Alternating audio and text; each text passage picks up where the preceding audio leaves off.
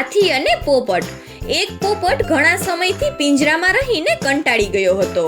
એ ખુલ્લા આકાશમાં ઉડવા માંગતો હતો. પોપટે પિંજરાનો દરવાજો ખોલવાનો ઘણો પ્રયત્ન કર્યો. આખરે ઘણા પ્રયત્નો પછી દરવાજો ખુલી ગયો અને પોપટ ઉડીને જંગલમાં પહોંચે છે.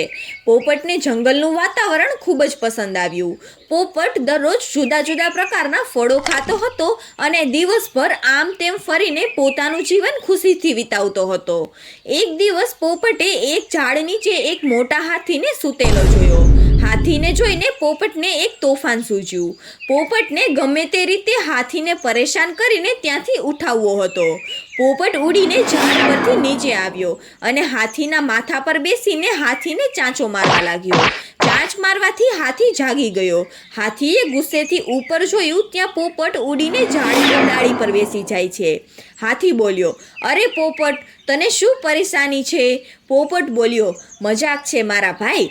આટલું કહીને પોપટ તો હસવા લાગ્યો. હાથીને કંઈ જાજો ફરક ન પડ્યો. આંખો બંધ કરીને એ તો પાછો સૂઈ ગયો.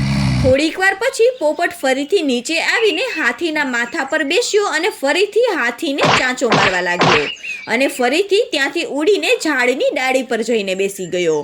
હાથી ગુસ્સે થઈ ગયો અને બોલ્યો, અરે તું પાછો આવી ગયો, તારે બીજું કંઈ કામ નથી?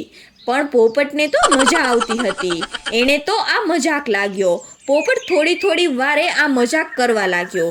હાથી કંટાળી ગયો હતો પણ કંઈ કર્યું નહીં અને ત્યાંથી ઉઠીને ચાલ્યો ગયો. પોપટને વધુ મજા આવી. પોપટને ફરીથી ઉડીને હાથીના માથા પર જઈને બેસીને ચાંચ મારવાનું શરૂ કર્યું. હાથી ગુસ્સે થઈ ગયો અને તેને વિચાર્યું કે કંઈક તો કરવું જ પડશે. ગમે તે રીતે આ પોપટને સબક તો શીખવવું જ પડશે. પછી હાથી એક તળાવમાં ગયો. પોતાના માથાના ભાગને છોડીને બાકીનું આખું શરીરને તળાવમાં ડૂબાડી દીધું.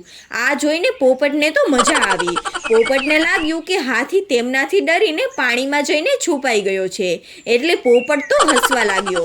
ફરીથી પોપટ ત્યાંથી ઉડીને હાથીના માથા પર જઈને બેસી જાય છે અને જેવો પોપટ હાથીને ચાંચ મારવા જાય છે ત્યાં જ હાથી તેમની સૂંઢ વડે પાણીનો ફુવારો પોપટ પર કરે છે અને પોપટ દૂર જઈને તળાવમાં પડે છે.